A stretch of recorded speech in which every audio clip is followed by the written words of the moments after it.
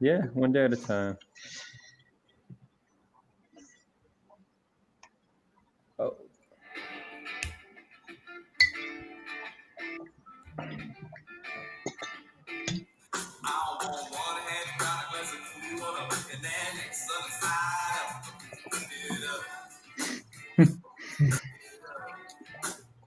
What's up, everybody? We're live.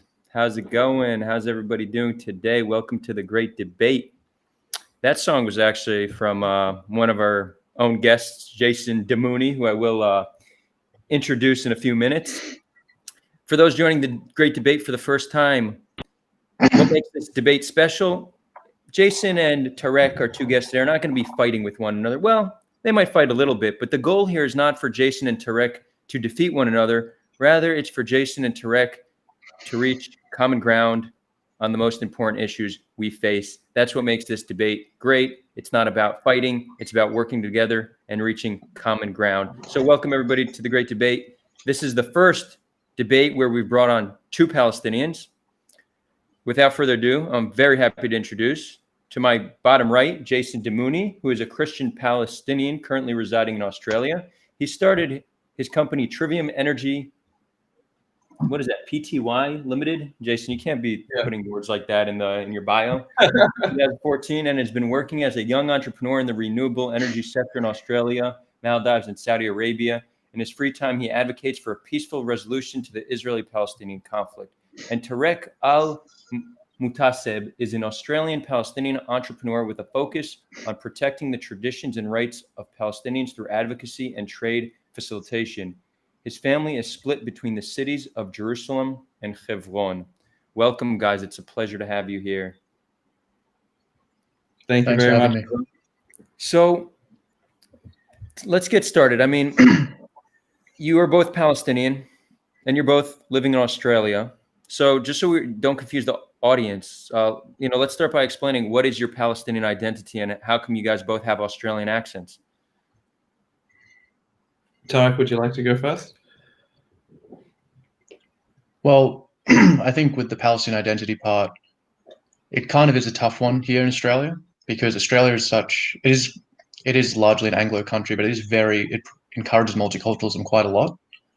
So you're kind of bouncing between the two. You love Australia, you love everything about it, but at the same time, you don't have a long history here, and how your family got here, as I said, it makes you think quite a lot. And so in regards to the Palestinian connection, the Palestinian identity part, I would say it's a mixture of obviously being like my family coming from there, the issues that happen, the familial connections, a bit of a religious aspect as well, and then the traditional aspect. So what makes me different from other Australians is the fact that I have more than 1,000 family members, is the fact that I'll have phone calls out the blue saying something happened to this person, we'll have to send money. No Australian goes through that. They probably talk to their family on a Christmas day, like the average Australian. And so that connects me back there. And so what makes me different from the rest of Australians is kind of my Palestinian identity from that. Great. And you've spent a fair amount of time in Palestine and Israel, correct? Yeah, I lived in where the Jaws, it's in the eastern parts of Jerusalem. My family thought there was going to be peace after Oslo. They thought it was going to be all well and good. So even though I was born in Australia, my dad was encouraged. He said, let's move back to Jerusalem. It's going to be a great time for business, great time for everyone to living together. And then everyone, well, not everyone, but I assume most people watching know what happened in the late 90s, 2000, 2001 with the Second Intifada. My family decided Australia was a better place to raise a family. But I still go back as often as possible and maintain good relations with all the family there. Great. Thank you for sharing that, Tarek. Jason, what's up? So as for me, I mean, what connects me to there, I mean, my family name, Damouni, comes from a town called Al Damoun. So that's the etymology of my name, which is one of the main things, as well as the sort of culture, the family values that you're sort of brought up with. For me, I guess my grandparents left in 1947. They were originally from Haifa. They made it to Lebanon. My father made it to the United States. My mom made it to Australia. They met at a wedding in Canada, and after I was born, they decided Australia was a better place for to raise a family. However, we have family that's in the Middle East and in the region. So there are multiple levels of connections, and I guess the history of it, learning through it, helps develop that connection to the land as you grow older. And I'm sure, I guess Tarek would probably experience the same. Great, thank you for sharing. Before we dive deeper, to our guests here watching, thank you for joining. Feel free to have a lively discussion in the chat. Feel free to ask questions. We will get to audience questions at the end. If you like what you see, smash that like button. If you don't like what you see, smash that dislike button. We're cool with that too. So I think one clear distinction, right, external distinction between you both is, Tarek, you are Muslim, and Jason, you are Christian. How do you see that as affecting your Palestinian identity, if at all? I mean, as far as to my understanding, I think since the year 627, or the truce between Sophronius and Umar bin Khattab, Christians and Muslims have had a relatively good history with one another. In terms of how, I guess, we would have different sort of cultures, ceremonies, traditions growing up. But I guess there is something which binds us. There is like a sense of respect, you know what I mean, that is taught towards Palestinians from the other religions. Cool. Yeah. Tarek, you want to add anything? I'll just add that there is, I can't obviously, contrary to popular belief in the Middle East, it's a weird thing where some groups are monoliths, some not so much. So I would say that while there is differences between, maybe the Muslims in Ramallah and the Muslims in Hebron, or the Muslims in Gaza, there is slight differences. Some tend to practice more, some are more secular. But the way it impacts, the one thing is, I guess because the Israelis are here, our differences between the Muslims and Christians are kind of overlooked. Like if the Israelis weren't here, who knows what would happen? But because there is this other, it allows everyone to focus on the Israelis. And so it's a weird thing where even though conflict could happen, they put everything aside because they're like, okay, we have to deal with what this other group here, who is more foreign than, say, each other at the moment. And so, yeah, we kind of see each other as similar, the same. And yeah, that's essentially, in regards to the Muslim part, I'd say it impacts the way being Palestinian compared to a Christian, just from my perspective, seeing Christians in Bethlehem, Jerusalem, etc. is, I'm sure it's the same where Adar's experience is, Christians tend to be quite well educated in the region among Israelis and Palestinians. I think among even Arab Israelis or Palestinians with Israeli citizenship, Christians are actually more educated than Jews and Muslims in the region. I could be wrong, but I'm quite certain that's the case. And so because they tend to be quite well educated, they tend to be middle class, I'd say more liberal minded, while a lot of the time, especially in refugee camps and also in Hebron especially, the Palestinian Muslims tend to be more socially conservative and very much so more traditional. Yeah, so that's interesting to look at it that way. It seems like in the eyes of, let's say, government policy, right? A Christian Palestinian and a Muslim Palestinian both need to wait at a checkpoint. This, in a sense, unifies them as one people.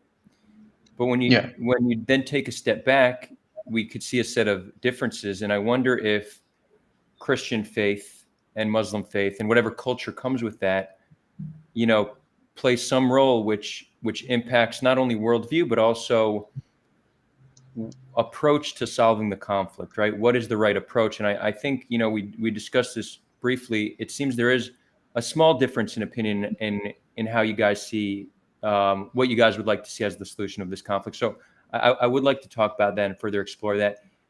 It perhaps does not tie into religion directly, but, it'd be interesting to explore. So whoever wants to go first, I'd love to hear how you think we move forward from here, and what solution you would like to see to the Israeli-Palestinian conflict. Tarek, would you like to go first again? You guys are too polite. You gotta. You see, Yeah, that's your Australian side right there. yeah, we haven't been. It's been too long. When I go back to the Middle East, don't worry, I'll start cutting off Jason and causing trouble and stuff. Don't stress. But in regards to my solution, ideally, obviously, I believe in the Palestinian right to self-determination, but I just don't see it happening. Whether it's the annexation, which the halted annexation of parts of Area C, I believe that will happen in the future.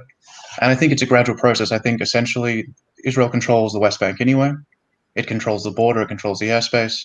And so, as far as I'm concerned, since Israelis control all the West Bank, how do we manage that? Do we all get citizenship, which we know that will lead to a whole number of issues? But how do we improve the people's lives there?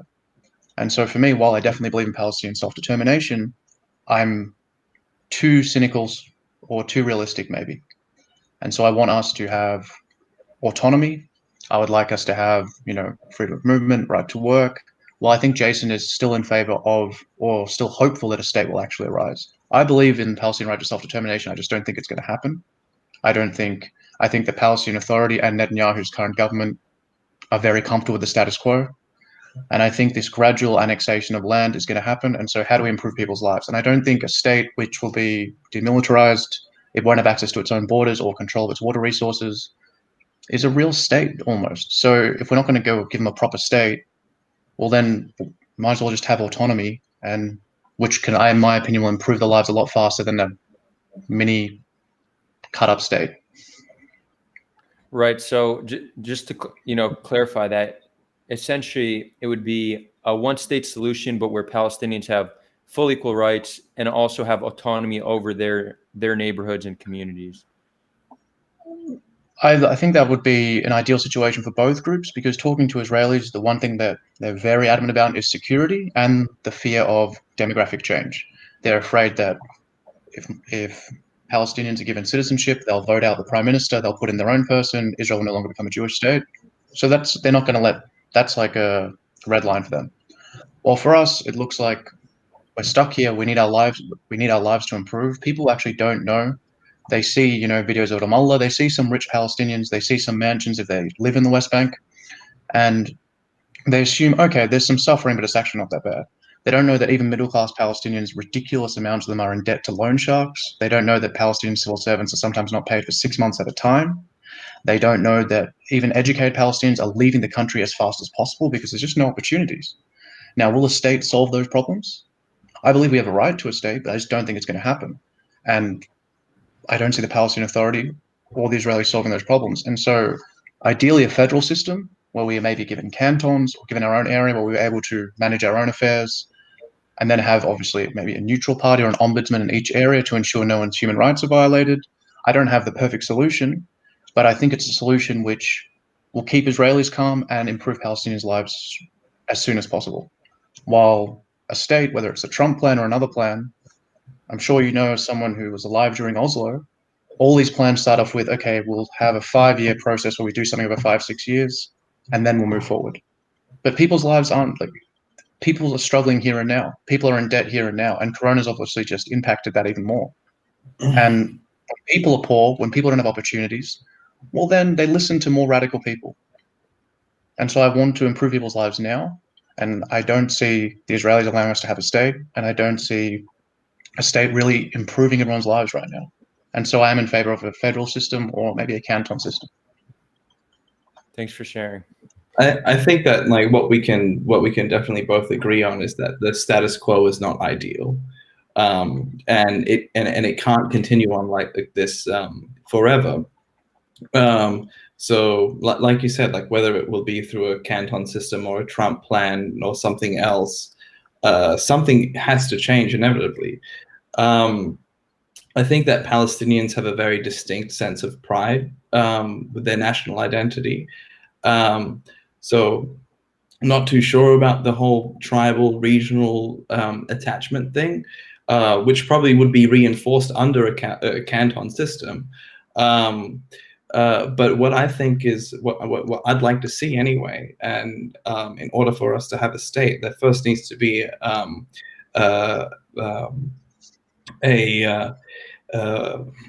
I don't know, like a restoration of Palestinian consciousness. You know, Palestinian consciousness needs to exceed a certain point in order to refine a unified national identity, which is based on reconciliation and coexistence, in order for the purpose of improving everybody's lives that are there.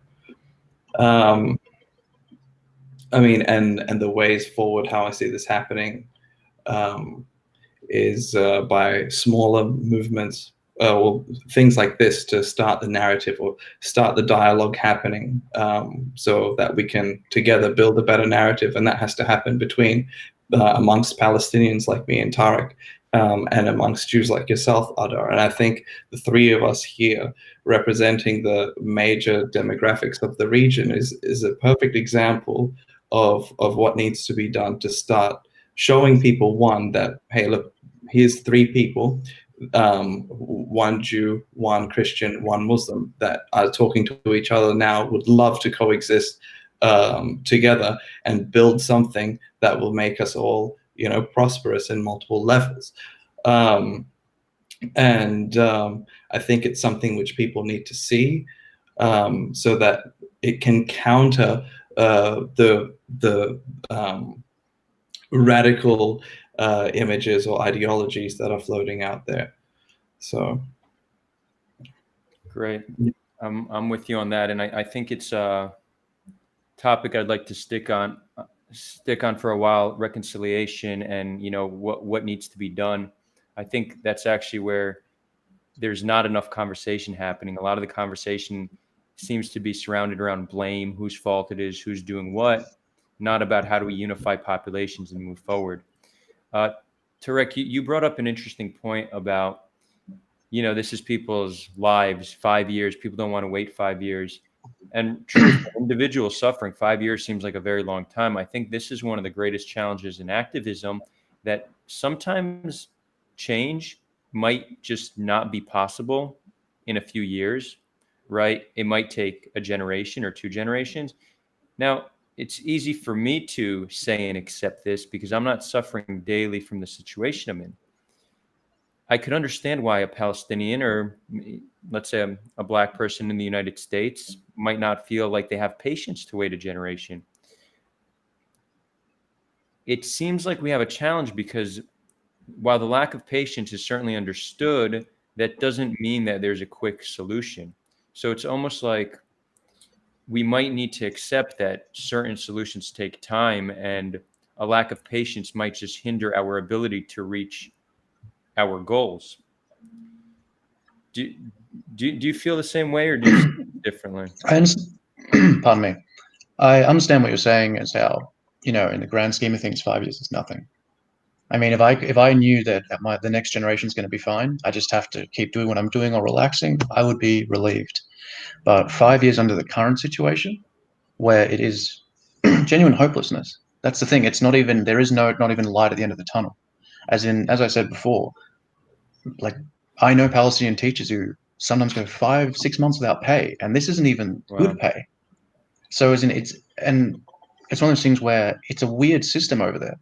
I mean, you have to deal with Israeli law, Israeli military law, and then you have to deal with the Palestinian Authority law, which is all over the place. And then you have to deal with criminals, and you have to deal with all these things.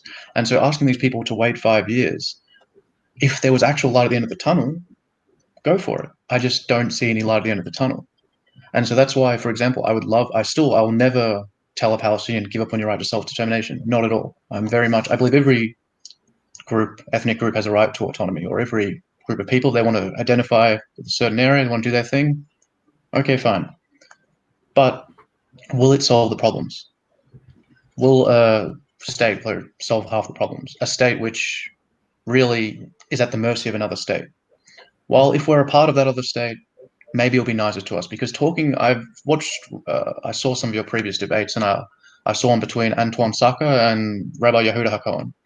And I watched some of Rabbi Yehuda HaKohen's videos, and he said that the reason why a lot of he said Israelis living in the West Bank, or settlers as Palestinians refer to them, one of the reasons why they're trying to move into every hilltop is because they want to make it logistically impossible for there to be a two-state solution. They think the land is inseparable from the rest of Israel. They believe that like that is a part of their land, and so they want to move in as much as possible because they think that the more of them are there, the harder it is to get them out.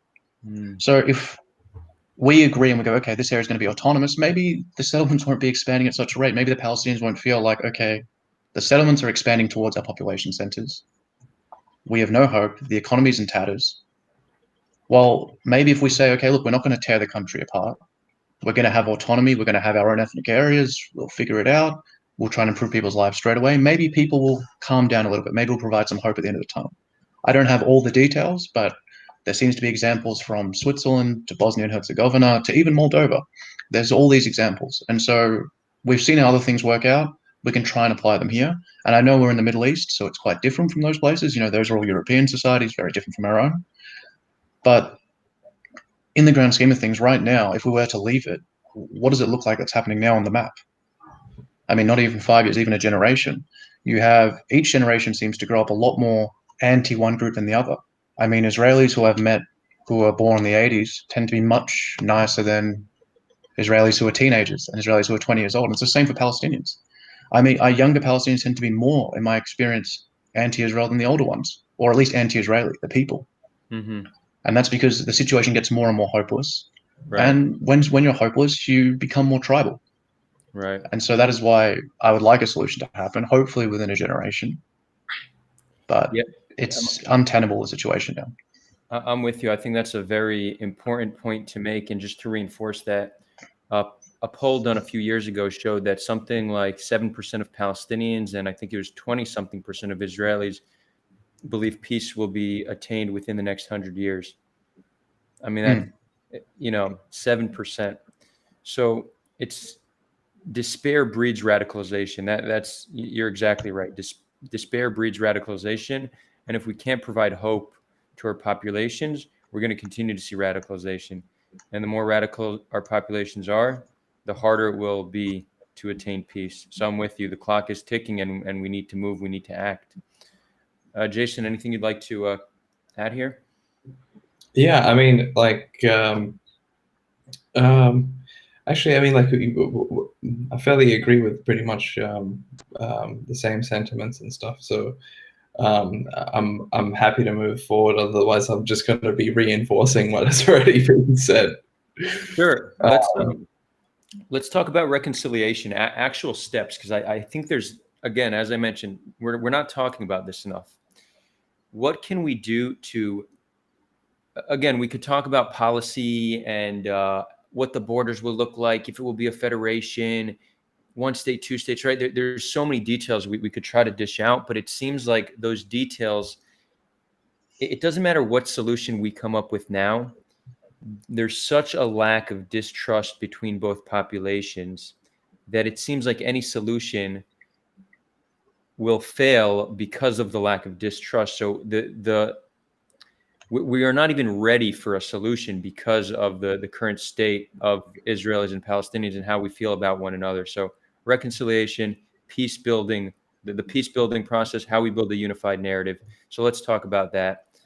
I'll start with one. I think acknowledge the mistakes of the past, right? People often don't like to get blamed for the errors of their grandparents. And in general, people just don't like to acknowledge that their people have committed crimes against other people.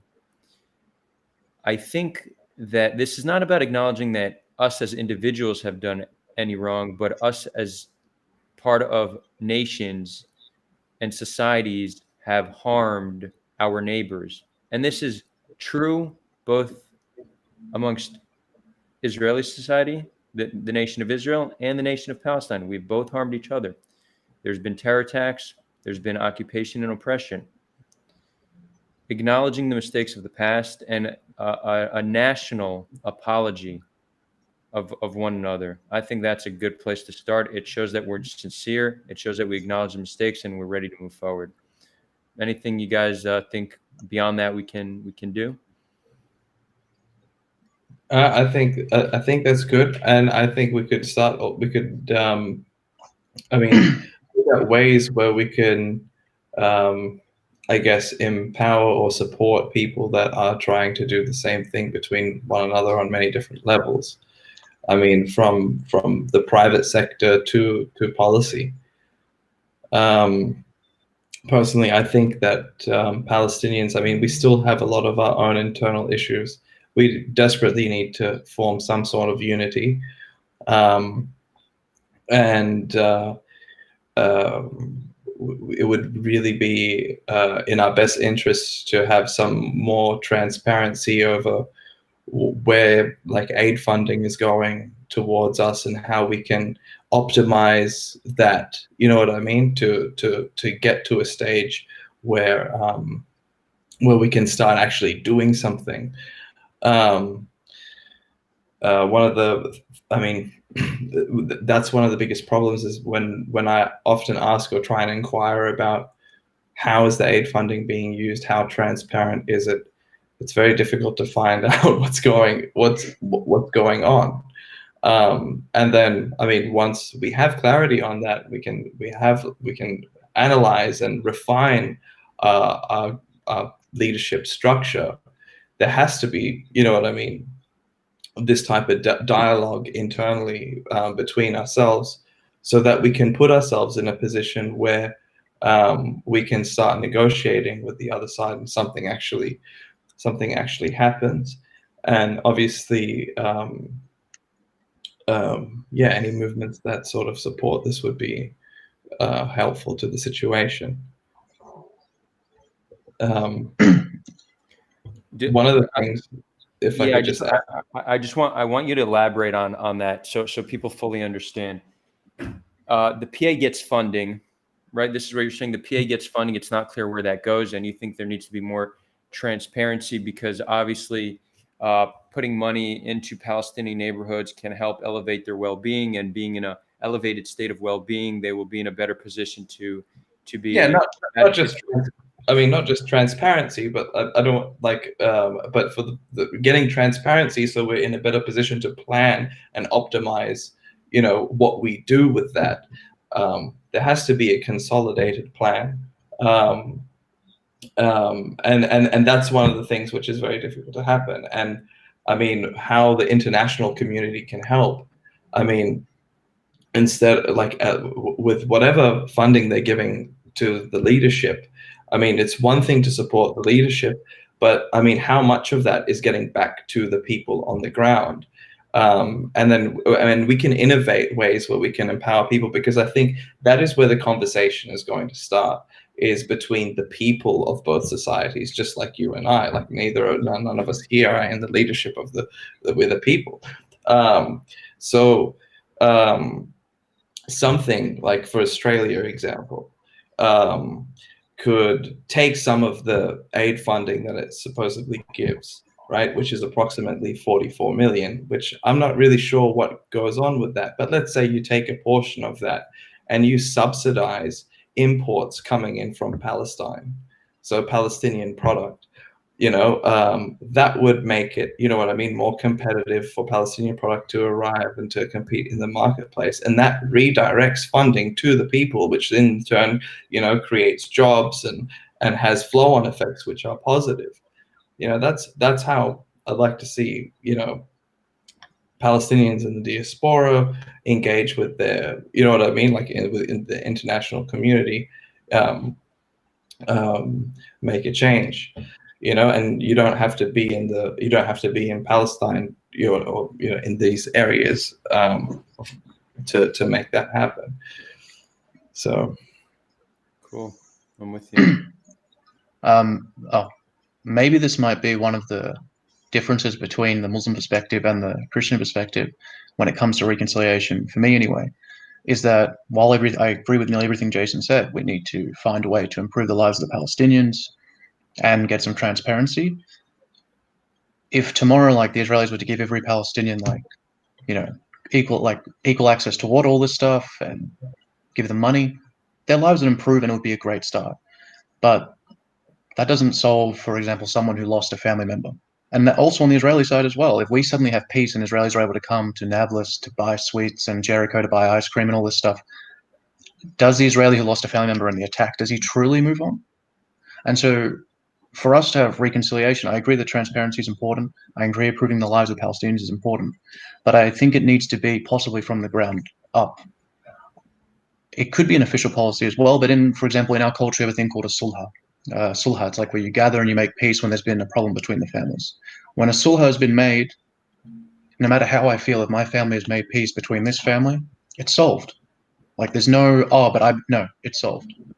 Now that can be a bit of a lengthy process, but it usually solves problems for the good. Well, a piece of paper doesn't do that. If someone in Ramallah or someone in Jerusalem make a deal with each other, that doesn't take away the fact that I've lost family members. That doesn't take away the fact that people have lost property. That doesn't take away all this stuff, and it doesn't recognize any of those either. Like it's even if they were to include in a future peace treaty, whatever happens, whether it's autonomy or two separate states, saying okay, all good, all's well and done, forgive and forget. The average person's not going to do that. I mean, if you talk to an Israeli about why they support what they support all the time, whether it's the wall or this and that, they'll tell you, I remember what happened in the Intifada. Well, if you talk to a Palestinian who says, I support certain activities because of this and that, they're going to say, well, I remember them seizing land. I remember them assaulting people in my family. I remember losing people. And so we are a Middle Eastern country, for better or for worse. Both people are Middle Eastern. And so I think we should incorporate parts of that into the culture. And so when Palestinians have clashes, when we have fights, the elders of the older people from both sides come together and they try and sort it out. And usually it works for better or for worse. In Hebron with my family, it's when there's problems, people don't go to the Palestinian Authority. They don't go to the Israelis. They try and work it out amongst each other. And it usually works a lot better than anything else. When you go to the court and one wins and one loses, do both parties leave happy? Do both parties? No. It's usually always better to settle out of court, to settle it between yourselves than to have a third party involved. And so for reconciliation, I do believe that we need to obviously engage people on the ground who have been personally aggrieved. And it's a lengthy process. It'll probably even be a costly process. But officially, if we have people meet, discuss the issues, solve it out, then I think that will lead to more reconciliation than, say, compensation. I think compensation is important, but I think that throwing money at a problem doesn't heal wounds. And so I think that we should look into some of the Middle Eastern aspects of our culture for reconciliation. And I think that we should acknowledge that improving Palestinian lives is great, improving Israeli lives is great. But people care a lot more about money, because if it was all about money, then they would have accepted all sorts of compensation deals in the past. So. Yeah, I wonder what a national sulha would look like. How we scale that, right, to millions of people. And it's not just between us and Jewish individuals. Many Palestinians since the First Intifada have a bit of an iffy relationship with Druze, because many Druze were in the border guards, and they were in the Israeli army as well, and they were just as violent as the others. And so I think we need to sort out our problems as well. We may both speak Arabic, but the relationship is no better between a Jewish Israeli and a Druze Israeli than a Palestinian. So. Right, and for those viewing who are not familiar with the Druze, they are in a minority ethnic group in Israel. There's, I think, less than 100,000 in the whole world, maybe around 100,000, and they're primarily in Israel, Syria, Jordan, and I think there's 100. I think there might be less or just over 100,000 in Israeli citizens who are Druze. Oh, just in Israel. Okay, it is a small ethnic group. And it's true, they even have been accused of being more violent than what many Israelis have been. From what I understood, their unit wasn't allowed to go into Gaza the last operation, because the operation before that they were acting in a way they definitely should not have been. Not trying to throw them under the bus, but it seems like there is some deep-rooted tension between the Jewish community and the Palestinian community. So you're right, there is reconciliation. It's not just Jews, it's Jews, Muslims. Definitely since the First Intifada, there has been a bit of beef between Druze, and not an individual level, but definitely since the First Intifada there is issues which I think need to be resolved long term. Yeah, I'm with you. One challenge, and I'm going to pose a question, and it's perfectly acceptable if there's no good answer, because I don't have a good answer. Last Thursday, I was at a meeting done by the Home. The Home is an organization that advocates for a one-state solution where all people are equal under the law. They want the entire land to be Israel, but they want Palestinians to have autonomy and equal rights. It was a great meeting. 10 Palestinians, 8 Israelis. We took a picture at the end. We uploaded it. All the Palestinians, aside from one, asked to have their faces blurred. Why? Because A, they didn't want issues with some of their neighbors, and B, the PA actually arrests Palestinians that are normalizing. This is amplified in Gaza with Hamas. It's even worse. A friend of mine, Rami Aman, who was actually interviewed on the Standing Up podcast on my channel, you guys can check out that interview. He was arrested by Hamas 6 months ago and will likely be in prison for 3 years for speaking to Israelis. This is extremely demoralizing. The anti-normalization movement is very strong, and it's not only culturally strong, it's enforced by governments as well. It's clear that what we're doing now is important. We need to speak. We need to engage in dialogue. We need to engage in reconciliation.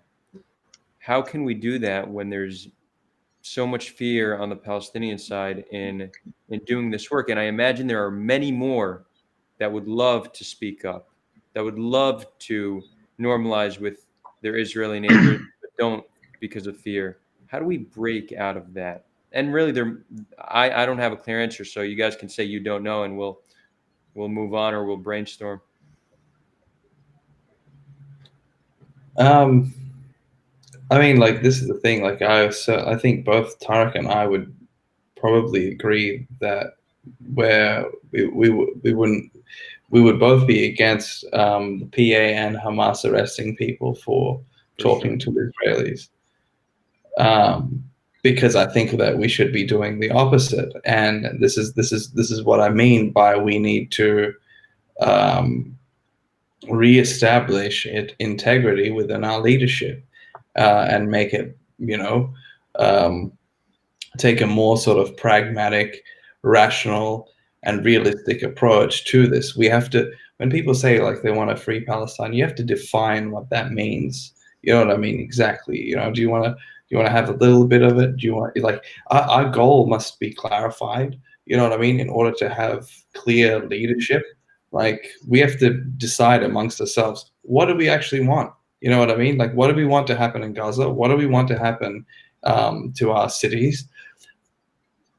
And then put that into a plan, like invest aid into a master plan, like make, like, if only, let's say, the Hamas leadership took whatever money they have and they spent it on master planners and architects to show, just, you know what I mean, what they would like to happen in, you know what I mean, like to happen in Gaza. It's like prime, you know what I mean, real estate, and at least like show some sort of ambition, you know what I mean. I think these are things that, and how could you have that, you know what I mean, if you are constantly if you're arresting people for just talking to someone else. I Right. really am opposed to that sort of behavior. It takes courage, I guess. I mean, like, it's easy for me to say because I'm not there, but the people that you met that decided to have their faces blurred, like, they have courage. That, like, I admire their courage for going to do that.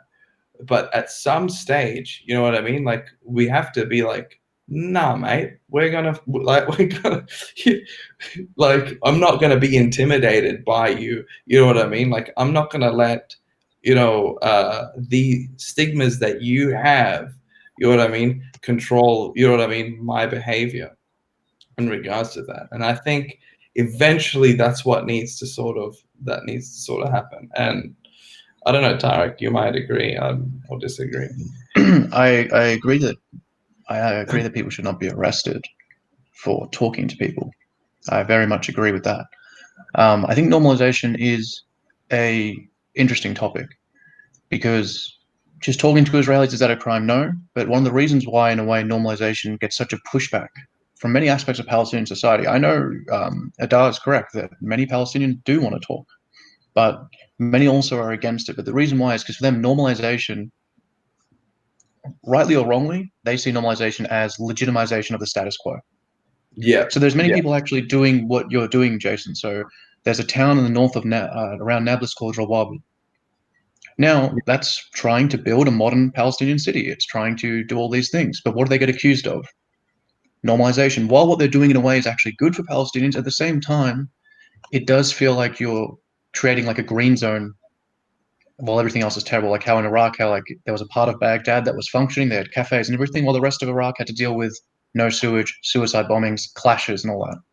And so I think the reason why there is such a big pushback, and I'm not talking about what the PA or what Hamas is doing. I don't agree with punishing people for talking, but why Palestinian society, many aspects of it are against normalization, and not just BDS, like we're talking run-of-the-mill people, is because when you're meeting with, let's just say, settlers, and I don't even mean settlers like, because the term's so broad, like not someone in Ma'ale Adumim or in Nevi Yaakov Piskat but someone, say, in Hebron. If you're meeting with people in like settlers with Hebron, which some people do, there are Palestinians every single day who face harassment.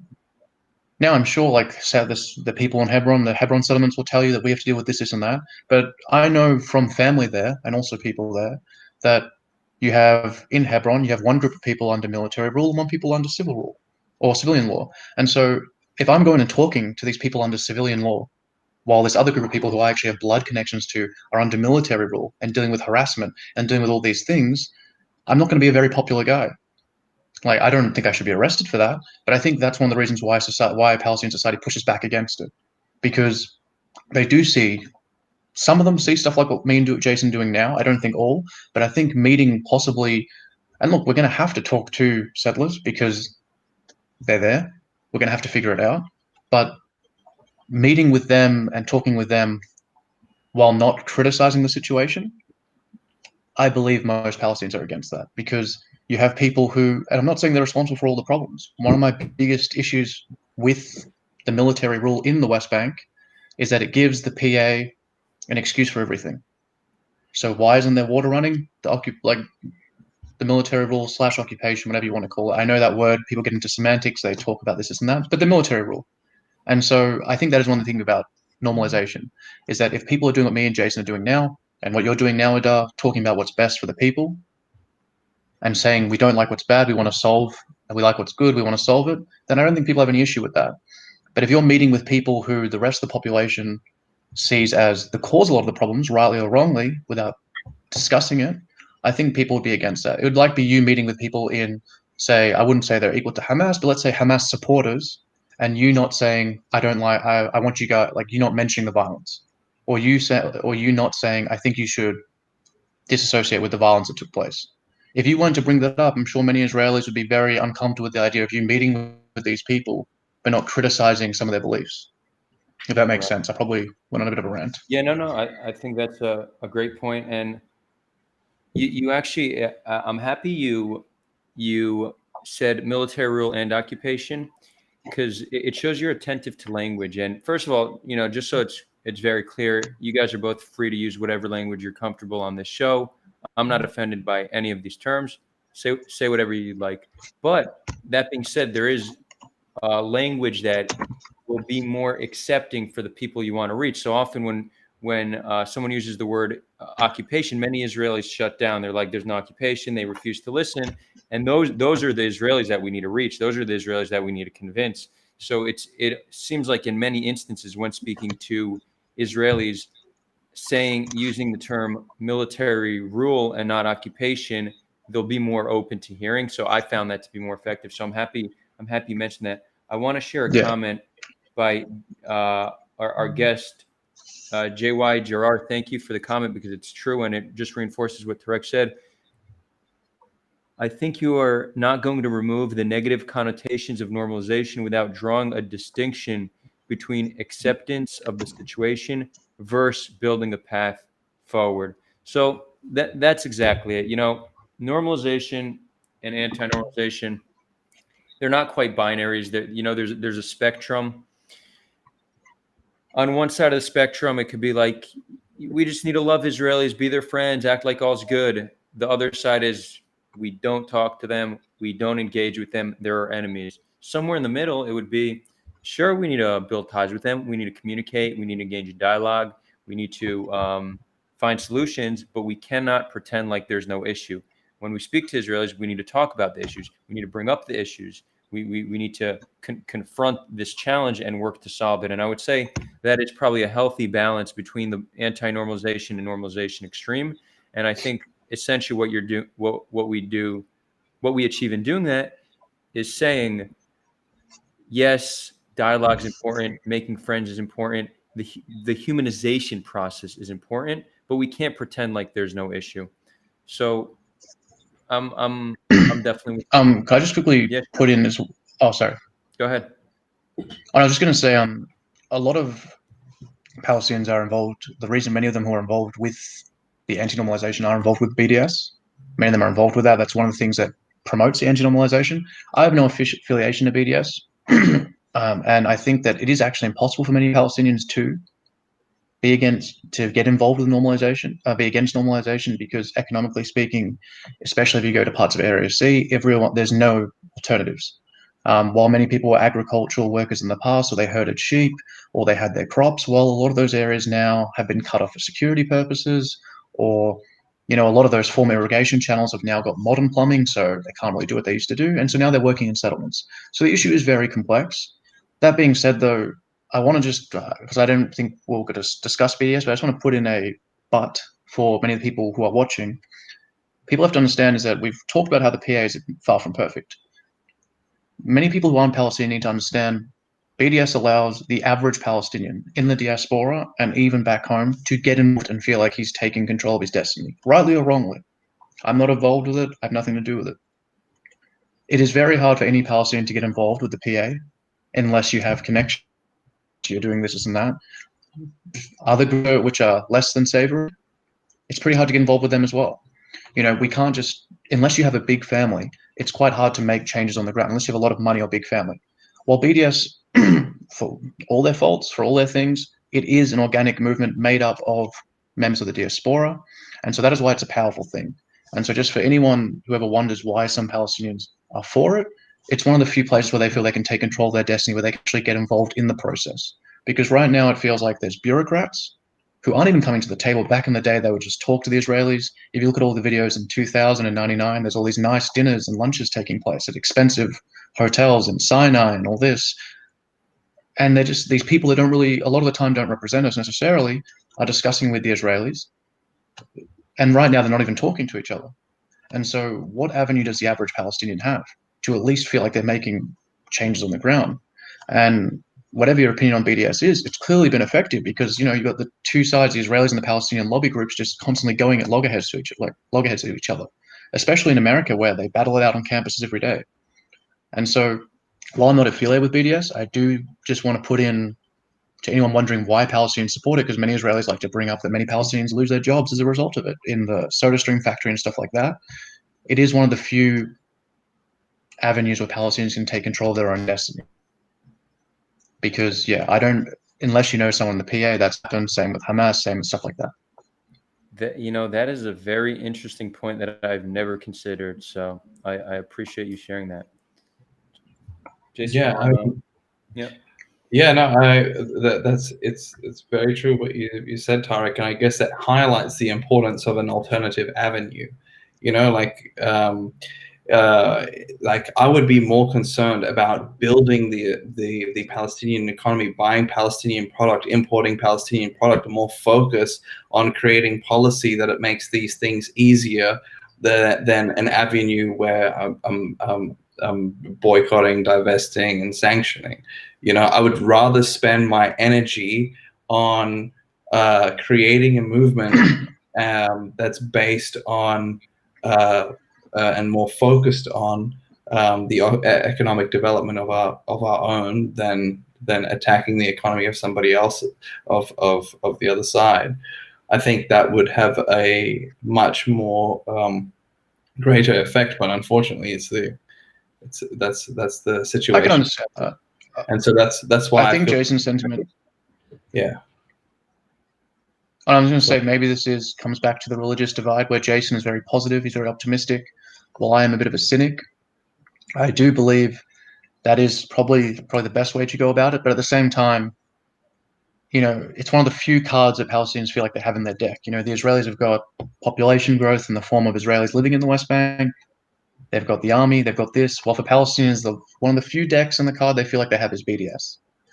And so I definitely agree we should be buying Palestinian products. But the one thing which no one seems to talk about, no one seems to know, is the reason why we don't have as many products. And that is because of, as one of your previous guests, Rudy, pointed out, back in the day, a lot more things used to be made in Israel, like among Israelis and Palestinians, before they opened the economy up.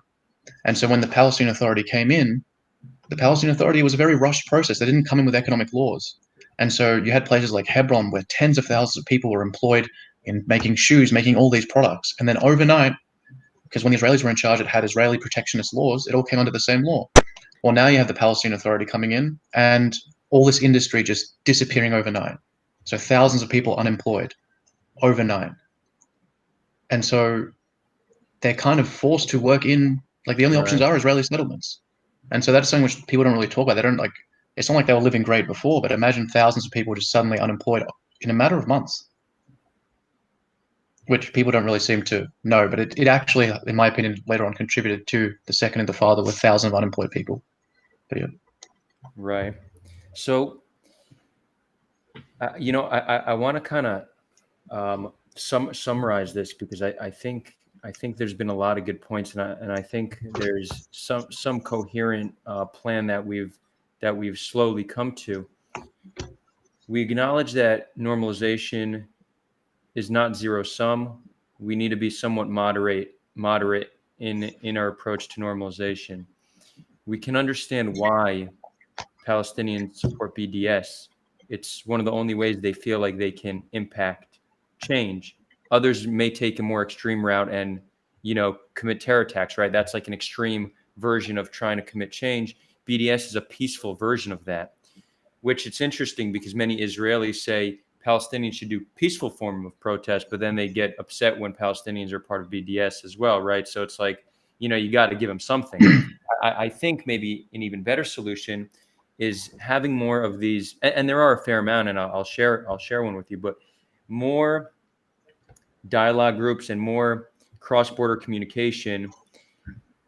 The issue is how that's viewed, right? So it's like there's an even more positive way for Palestinians to get involved, and that's to engage in some kind of a moderate version of normalization, to progress dialogue and the peace process. The problem is that poses challenges we've already mentioned. One thing that I've experienced personally, which kind of gives me hope on this issue, there's a brilliant organization by the name of Minds of Peace. They host public negotiations between Israelis and Palestinians. And essentially what that is they will arrange a few tables in a public area. It's been done in Jerusalem. It's been done in Ramallah, although that didn't go so well. Nothing serious, just, a bunch of anti-normalization Palestinians came and protested, and they had to wrap it up. In all fairness, that happened in Jerusalem as well. A lot of extreme Israelis came and started yelling. So Jerusalem and Ramallah, they didn't go so well. Tel Aviv goes very well. They're a lot more relaxed out there. Maybe it's the salty air. Who knows? Salty air beach, and maybe being a little more secular. No, I'm kidding. I know I have many religious viewers. That was a joke. Maybe it wasn't. Anyways, what we noticed is that bringing one bus of Palestinians to negotiate was difficult. They were scared. They were scared to be seen as normalizers. We got to essentially a tipping point where they had like critical mass, and it was easier to bring 10, 20 buses of Palestinians than it was to bring one. They felt comfortable coming with many other Palestinians. So it seems like this is what we need to try to achieve, a tipping point amongst Palestinians where they feel comfortable engaging in dialogue. And again, that doesn't mean kumbaya, right? We understand why the kumbaya mentality is not acceptable for all too many people, rightfully so. But reach the tipping point where Palestinians feel like they can come and engage in dialogue with Israelis and vice versa. And this is brilliant because most Israelis have never met have never met Palestinians. Sure, they'll meet Israeli Arabs, but they don't know Palestinians. Most Palestinians don't know any Israelis besides soldiers and settlers, neither of whom truly treat them as equals. Then, after a lifetime of lived experience and potentially poor education, which gives you a bad understanding of the other side, you sit in front of an Israeli or a Palestinian, and they're listening to you, and you get to talk to them.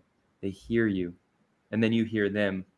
That is one of the most life-changing, mind-opening experiences that I think Israelis and Palestinians can ever experience, and I think it could change a lifetime of experience or teachings in an instance.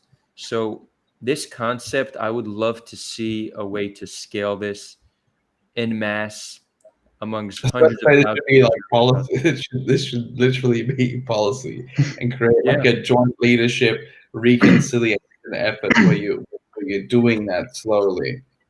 You know, I mean, I it's think probably no, sorry for interrupting, Jason. I do like your idea of it being official policy. I do think it'd be quite important, the diaspora thing.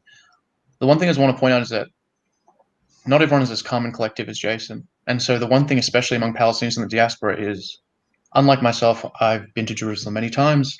Not all experience is positive, but I know that the average Israeli, when I see him, I don't have this feeling, which many Palestinian friends of mine who are 1948 Palestinians like Jason, but they haven't grown up in Australia, they've grown up in Kuwait. And so their parents were expelled in the 90s after being expelled in 1948. When they meet Israelis, like, they usually just avoid talking to them because they have all this weight on their chest. Like, they want to just get it out. And they just want to unleash and say, what about this and that? While I think that would be awesome in policy, the one thing I have noticed is maybe it'd be better if it wasn't policy, and especially in the diaspora communities across Australia or America, because, Jews and Palestinians seem to all, like, it's mandatory for our families anyway to make us go to university, whether we need it or not. But it would be good if maybe older people could come in and explain to them beforehand, you guys are going to be very emotional, you're young, tone it down a little. I would actually want to know the age of the people that you had at this meeting, because a lot of the young ones are the ones that are the most, they're the ones that feel like they don't have time to deal, even though they have all the time in the world. Like, one of my cousins is 16 and he literally says, like, oh, I want to solve it now. I want to solve it now. And I'm like, you're 16, man. It doesn't, like, you can wait a few years. But as in, I just see it every time I've talked to Palestinians in university campuses, stuff like that. I'll tell them, like, okay, maybe we can meet, maybe we can try and sort something out. But then the Palestinian will show me a post by, like, the Israeli thing on campus saying, how is Australia versing Palestine in a soccer game when Palestine isn't recognized by Australia? Or then, like, I'll talk to a Jewish friend of mine. He said, how can we meet these guys? They shared a quote from Layla Khalid or something. So I think maybe you need to be a bit more mature to engage in what you're doing, because I think it's great and I think it should be official policy. But I wanted, like, what was the demographic like? Were they in the late 20s or 30s? So we've actually had a very wide diversity of demographics, from high schoolers to grandparents. I would say nearly 50% women, which even amongst the Palestinians, which may seem surprising, but very high percentage of Palestinian women come to these. We noticed, and it's interesting because we acknowledged before that the younger generation is more extreme, but when we do a panel of high schoolers, they reach conclusions faster than the adults. Now, it's possible that the majority of children, of youth, might be more extreme, but the ones who are moderate enough to come to the table are also open-minded in a way and have a level of communication that maybe the adults won't have, right? So that's, the majority might still be extreme, but you still have a more powerful counter amongst the youth. And we've also done all women panels, and they also do a better job than the mixed panels. And I think, I hate engaging in group differences just because it's a slippery slope, but sometimes if it's to complement a group, I'll do it. I think on average, and keyword on average, it says nothing about the individual, but on average, women are a little higher in empathy than men. And I think empathy is just essential to solving conflict. So when you have a group of women sitting and speaking, that they just figure it out. And the youth, it's not, maybe just growing up in the 21st century, maybe their English is better, right? There could be there could be many different reasons as to why different groups seem to have more success. What I would say though, oh, and just mention settlers come. It's a very diverse group of Israelis and Palestinians, but not diverse enough because there's a very obvious filter that all these people need to go through. They need to be open-minded enough to show up. So this is kind of what you mentioned. The most extreme of our societies are not even willing to show up. Either the most extreme or the most pessimistic, which seems to be probably the majority, right? I've tried to invite many Israelis. They say, it's pointless. It's a waste of time. Nothing can be accomplished. And I'm sure many Palestinians feel the same way. So it's true that the people the overwhelming majority. Right. So it's true that the majority of people who come, are by default more open-minded. That being said, one to change a few to change many, many to change the world. So we need to start somewhere, and we need to find a way to make this kind of work mainstream. And again, this may be hard to hear for many Palestinians, but if this is the path we're going to take, it won't happen overnight, right? This is something that seems to be generational change. I wonder how we can do this, if this is enough to give people hope, or do we need something else for Palestinians to feel like it's worth it for them to invest in this and work and do it instead of just remaining in despair? I'm not sure that there's enough. That's enough. There might, we might need to do more. Yeah, I mean, like we can look at ways to do this in the private sector amongst Palestinian and Israeli entrepreneurs.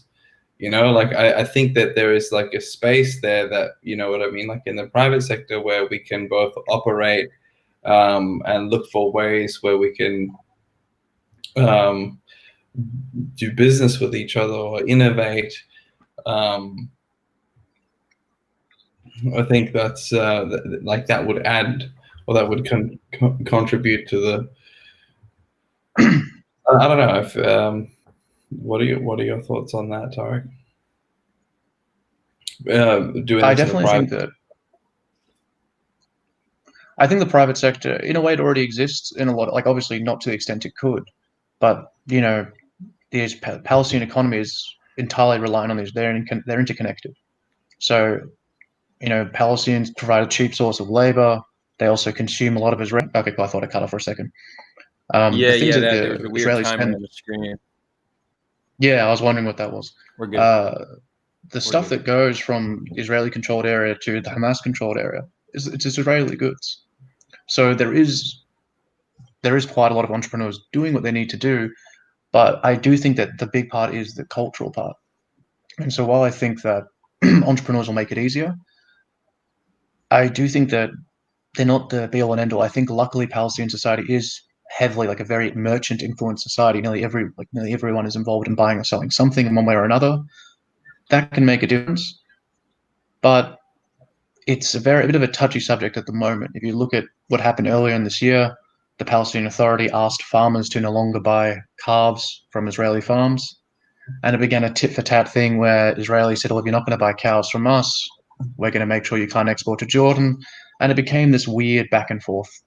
And so maybe the entrepreneurs can make a difference, but unfortunately, because we have governments trying, or groups of people trying to represent us, yeah, we do have some limitations. I am being the cynic of the group, but I do think entrepreneurs can have a positive effect. But the one thing which surprises most people who've never been there before is the interaction between Palestinians and Israelis.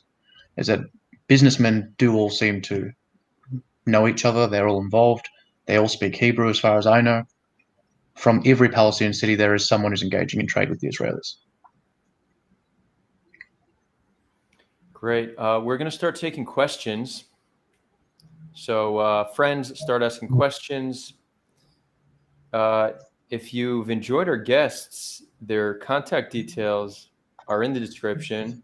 Feel free to reach out. They'd love to continue this dialogue afterwards. My contact details are there as well. Feel free to reach out. If you haven't subscribed yet to the channel, please do so. If you like it. If you don't. We do one debate every Thursday, and we do lots of other cool content. I spoke to Noam Chomsky last week in a pre-recorded interview for the Standing Up podcast that will be released in a few days. Hold on one second. Sorry, I got distracted by a chat message. I'm not seeing any questions, but I do want to make one last comment on the chat today. This is the 15th great debate yet. And I will say that this is probably the most peaceful and compassionate our chat has ever been. So I appreciate everybody who has joined, and I appreciate the dialogue that I've seen. The work that Jason, Tarek, and I are doing, this is just a small part of it. It doesn't end here. It involves every single one of us. We all play an important role in the peace building process. You are all a part of it. And even just the way you are engaging right now in the comments is part of that process. So I appreciate you all. We do have some questions. Ayad Mas, who is a regular guest. Ayad, it's great to have you here again. Guys, we're going to leave the answers to 2 minutes, okay? 2 minutes each. And feel free to say you don't have an opinion on it, right? We don't need to pretend to have an opinion on something we don't. It's super cool to say, I don't know.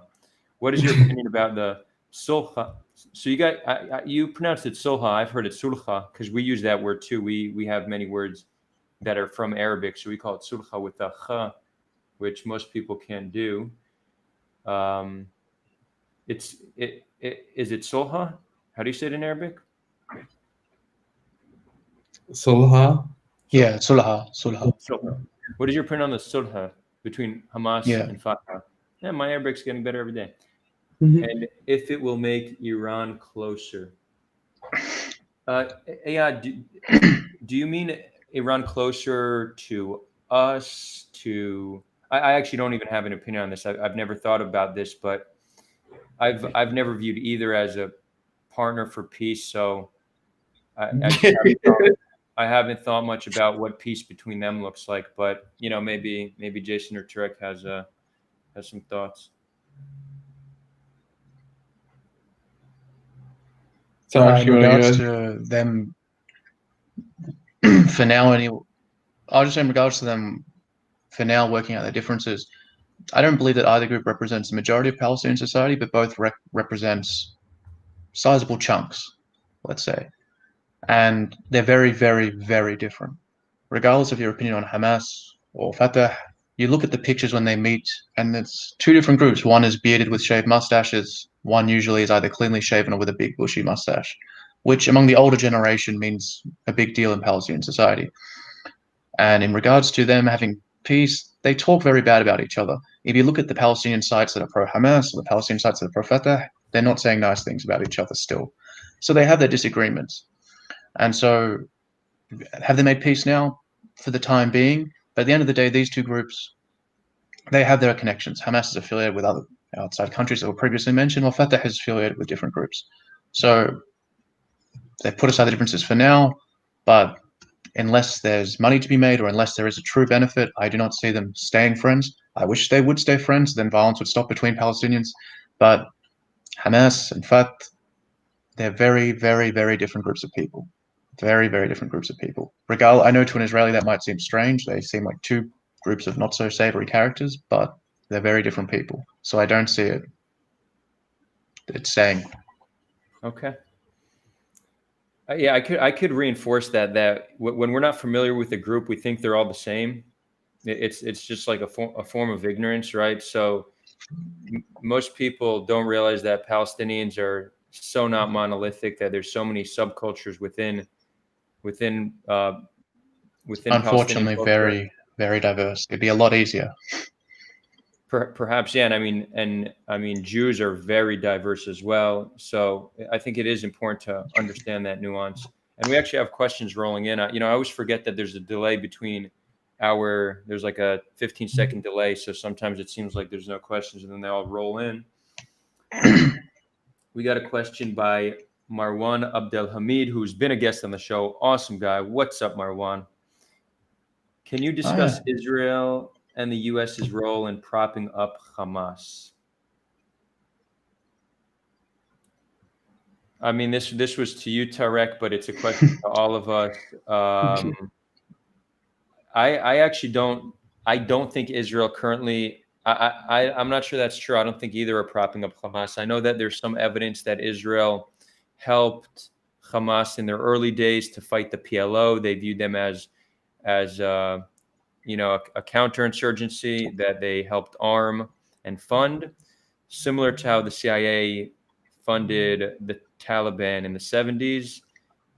What we've learned is you should not probably just don't give people weapons in the Middle East, take the weapons away. But I don't see any evidence of them propping them up now. I think they'd both be happier if Hamas was gone. But Marwan, feel free to elaborate on comments. I think he. Go ahead. Jason, do you want to go first? Well, I mean, I just wanted to touch on the previous question as well about the sulfur. Like, I think it's important that people, like, I think it's that there has to be, like, rationally speaking, there has to be a line of communication between Hamas and the PA. Although, like you said, like there has been a funny relationship and it's weird now. I think that is something which Palestinian people should be sort of aiming towards, is putting pressure on their leadership to get a unified government, and that rationally means getting these two groups of people to talk to each other. Unfortunately, there has to be a way of like reestablishing the integrity in these groups, and redefining or defining exactly, what our goals are and how we can strategically work towards them. As for the US's role in propping up Hamas and Israel's role in propping up Hamas, I'm not sure. I don't know enough about what happened there behind the scenes to be able to comment on that properly. I just want to reinforce Jason's point. I do definitely agree. And also what Adar said, unfortunately, Palestinian society is actually quite diverse, contrary to people believe. Culturally, but even racially, it used to be actually much more open-minded. But after many people saw the failures of the left side of Palestinian politics, the communist and the socialist groups, they went to a more Islamist route. Many Palestinians did, because they thought with what happened with Iran, with the Iranian Revolution, that maybe the Islamists are the key to their success. And then you saw the rise of Hamas and other groups. And even Palestinian society is still quite divisive. Marwan, who is quite popular among many Palestinians, is a very interesting guy. On paper, me and him are the same, but being like my family's from Hebron, his family's from Safad, culture were very different. So Marwan's much more open-minded. He's a lovely guy. I'm not closed-minded, but I'm much more traditional. And so Marwan's idea of a Palestine, it would be great for everyone, probably much better than my idea of Palestine. But how Marwan would want to live, how I want to live, it's kind of two different things. He's still a great person, obviously. His Republic of Jerusalem idea is a great idea. I think it could be a nice solution. In regards to his actual question, I do know look, Israelis and Palestinians are constantly they're reacting to each other. So the Israelis are turning a blind eye to Hamas growing, to counterweight Fatah and the PFLP, the socialist and the nationalist groups. That seemed like a great idea at the time, and then long-term it backfired. I'm sure many Israelis, when the Intifada was happening, the Palestinian Authority was only brought back in because the Israelis didn't want to deal with the Palestinians constantly rioting and protesting. So they brought a Palestinian Authority to manage the major cities. Look, every single Israeli you talk to complains about the Palestinian Authority. Every single Israeli talks about pay for slay, how they're not real partners for peace. Well, you guys brought them back, only recently. In my lifetime, in 1997, the Palestinian Authority was brought to Hebron, I think it's like the most populous Palestinian city. Was brought in 1997 by Netanyahu now, by the way. I'm pretty sure it's under his government they brought back the Palestinian Authority. And so because we're constantly reacting to each other instead of taking the first step forward. Israelis are doing this, we react to this. The Israelis see Palestinian doing that. Oh, sorry. But is it any better now? Continue. It seems like Australian internet in the last 10 minutes. It's terrible. people people can vouch for that. Jason can vouch for that. Yeah, Because Israelis and Palestinians are constantly reacting to each other, we're not able to put a foot forward and actually make a good decision, in my opinion. So Israelis turning a blind eye to Hamas's activities, which their rhetoric hasn't changed since the beginning. It kind of was obvious where it was going to go, but they turned a blind eye because they knew they would fight Fatah, while bringing in the Palestinian Authority so they don't have to deal with the Palestinians in Bet Jala, Bet Sahur, and all these places. It came back to bite them as well. It seems to be, and look, Palestinian Authority makes the same mistakes. The Palestinian Authority saying, we don't need to do this, we don't need this in writing, we don't need this. Well, it came back to bite them. So maybe instead of constantly reacting to things and being reactionaries, maybe we need to adopt a proper ideology and move forward. Because when you're being a reactionary, you're always number two, you're never number one. And it's a lot harder to play catch up. 100%. Cool. We're going to take 2 more questions before we wrap it up. JY Gerard, thank you for joining us. Do you think engaging with, I'm assuming that is some kind of an Arabic slang? Yeah, that's somehow, that's how what's going on Levantine there? people type. People in Balad Hashem, I think, I'm not sure of the rest of the wider Arab world, but people in Balad Hashem type that way. So the Levantine Palestinians usually type that way. A lot of the time we don't bother using Arabic. So like the 7 becomes a ha, the 3 becomes an ain. Interesting. Especially, So it's a lot easier to type because you mix numbers and letters to write. Yeah, because they resemble the Arabic numerals, and there's a lot more vowels in the Latin script than the Arabic script, so it's actually a lot easier to type. So he's actually wrote I can't read it properly because I have my glasses, but I'm pretty sure he's writing the tribes, the Arabic word for tribes, Asher. Sure, yeah, okay. I'm pretty sure. And he's asking. So do you think engaging with Asher large families has a role to play in the reconciliation process?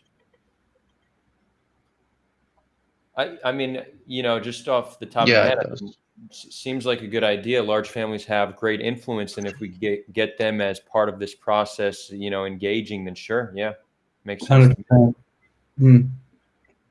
I think obviously, yeah. Sense. I mean, you're approaching large families; they're the ones with the influence. I guess it's a strategic thing to go to them and be like, hey, this is how, what are your thoughts on X, Y, Z? How do we start the reconciliation process? What does reconciliation look like to you? I think it's definitely a good idea. And listening to them and hearing how they define it, and then having that conversation, or be like, okay, well, have you considered this view or something like that? These are very important dialogues that need to take place. Right. As someone in the chat wrote, Palestinian society is still, not all of it, it differs from city to city, but it is quite, clans still have a special, the clans and the tribes, especially along the Bedouin sectors. Tell me when I'm okay. Yeah, no, I just brought up the comment. Oh, sorry. I thought you said I'm breaking up. I'm very obviously nervous about Australian internet quality, but the Bedouin sector, Hebron, parts of Nablus, the clans are still quite important, for better and for worse. There's plus sides to that side of society, and there's downsides. In our neck of the woods, it's very nice having a large amount of people backing you up. If things happen, they can pay for things, stuff like that. They protect you, where it's quite lawless Palestinian society. And so I think it would be very important to engage the clans, even just for reconciliation purposes. Because if you're dealing with the people who represent, like there's some clans that are several thousand strong, easily. And so when you're dealing with these people, when you're dealing with someone who's quite old, who's able to speak on behalf of several thousand people, it makes the reconciliation process a lot easier. Yeah, makes sense. So yeah, let's get those big families on board. The other thing that I think that is really important to consider, and something that we should also be actively talking about, is how to relieve the anxieties felt by Jews and Israelis about security. Because I feel that is a sort of major, a part to play in what's progressing a lot of things to happen within society, because it's based in security. So I think that there has to be an internal conversation about this in order to address this from the other side, because if I can try and put myself in the other position, like the Palestinians unifying, reestablishing or creating a stronger sense or reform sense of national consciousness, there will naturally be anxiety on the other side, and a lot to do with security purposes. I mean, like, I think in the previous show that I was on with Rudy, one of the questions that was put forth to Rudy was whether he would take responsibility of the lives lost if they tore down the wall. And I think that was asked, I think, of Yehuda, actually. Yeah. And I think I that this a significant point in the debate, which is how do we address the anxieties of the Israelis that are going to be like, okay, well, if there's going to be peace, if there's going to be freedom of movement,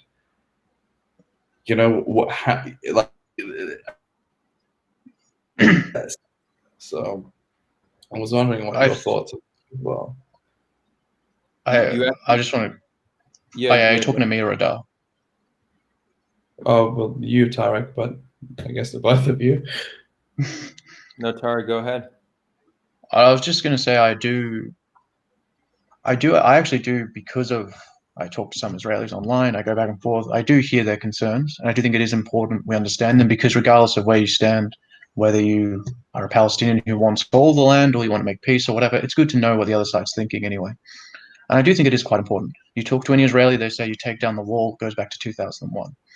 I do think Israelis should also understand, as Adar points out, and many do, us talking does sometimes have risks. Not so much we're in Australia, but when I'm talking to you guys right now, I have over 1,000 people in my family. Some are living okay. Others are living right next to Ibrahim's tomb in Hebron. So constant source of tension, constant issues. So I do understand 100% where the Israelis are coming from. I think one of the biggest problems, and it's good that Jason and Adar have a large amount of empathy, but one of the biggest problems is that many Palestinians don't seem to show empathy when it comes to Israelis discussing security concerns. But many Israelis don't seem to understand that when they tell us the wall is up there because of this and that, but they always say the same thing. We don't like the wall, but it needs to be up there. And I can understand that. I can understand that sentiment. I would like them to understand as well. There are many things we don't like. Most Palestinians don't really feel comfortable with the idea. I'm not a citizen of Palestine or the Palestinian Authority, but most of them don't feel comfortable with the idea that on the books, the Palestinian Authority executes Palestinians, I'm pretty sure, for selling land to the Israelis. I'm quite certain that's actually a law on the books. It's like considered treason or something like that. Most Palestinians I know are actually uncomfortable with that idea. But what do they say? The deterrent that law has ensures that a settlement won't pop up next door to me. Now, I don't like either. I don't like the wall, and I don't like that law on the books. But we have to be able to separate them. We have to understand why these people have these concerns, why they support certain things. And so I 100% agree with Jason, but I just need to, I do think that one problem with Middle Eastern people in general is they have a magical ability to dehumanize the other faster than any other group of people in the world, I found. Yeah, no, 100%. Awesome. Just real quick, I will give time for final thoughts. That's it for questions. If we did not get to answer your question, I apologize. I hope you return next time. Next week, we're doing another great discussion. Next week, it's going to be about LGBTQ rights in the Jewish world. It's going to be very interesting. We have some great guests joining. Again, if you want to reach either of our guests or myself, our contact information is in the description. Testament to how great you guys did today is the fact that this video does not have a single downvote, only upvotes on potentially the most controversial topic in history. Only upvotes. It means you guys did a great job. And I'd love to have you back on again. And with that, I will leave you guys with some final words, whatever you want to tell our guests. Tarek? I just want to say that I do definitely just want to reiterate, I 100% believe Palestinians have the right to self-determination. I want us to work out a situation between both of our peoples. And I really do want Palestinians to be able to have their traditions and rights protected, but I also want, obviously, Israelis to have some of their concerns addressed as well, their security concerns. Hopefully we can work it out. If that means two states, if that means one federal solution, who knows? People smarter than me have written about it, and I think we should look into that. But I do think that we need to show, obviously, like Jason said before, empathy towards each other, but I think we need to be honest with each other as well. Empathy is key. Yep. 100%. And I think, the more of us that are getting together and communicating, we will outnumber those on the radicals on both sides, and build a new narrative together. And that's what I want to see happen between our two groups of people. I want those. I want this narrative to be the thing which people sort of look towards in terms of a better future. Amen, brothers. Is it all right if I just respond to one person in the chat who said, I know you shouldn't read the chat, but he says, we aren't close to the norm. Yeah, actually, I think Jason is. Yeah, hold on. Let's address that collectively. I'm going to bring up the. Oh, sorry, apologize. No, all good, all good. I was actually going to address one of these comments. What's up, Starhopper? Hey. Starhopper writes, there was no wall for decades. Your behavior is why that changed. Most of you glorify murderers. Okay, let's have a little chat, buddy. Because Starhopper, I'm happy you're here, and I love engaging with everybody, but most of your comments, I'm actually not sure I've seen a comment from you that is productive. And I want you to reflect on this idea. Do you think you've ever changed a Palestinian's mind? Do you think you've ever changed the mind of somebody who's anti-Israeli? Or do you just enjoy fighting without making any progress? But not only would I say you're not contributing to progress, I think you're contributing to regression, because when you engage in comments like this, and when you say, which I've seen you comment on other videos, there is no Palestine, stuff like that, that does nothing but contribute to the radicalization of the Palestinian people. It does nothing but contribute to how Jews and Israelis are viewed around the world, because they see someone acting nasty. Now I want to address this comment specifically. Your behavior.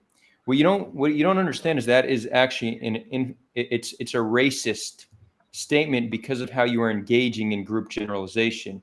You are attributing the behaviors of some Palestinians to the entire collective. Let's talk about this, how this would look amongst Jews. Jeffrey Epstein, he's a Jew.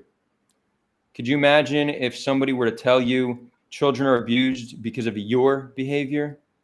That would be probably anti-Semitic, right? Anti-Semitism is based off people attributing the actions of some Jews to the entire collective. That's exactly what you're doing, brother. So please. Yeah. And I think both myself and Adar will condemn murdering the innocents on both sides. Without a doubt.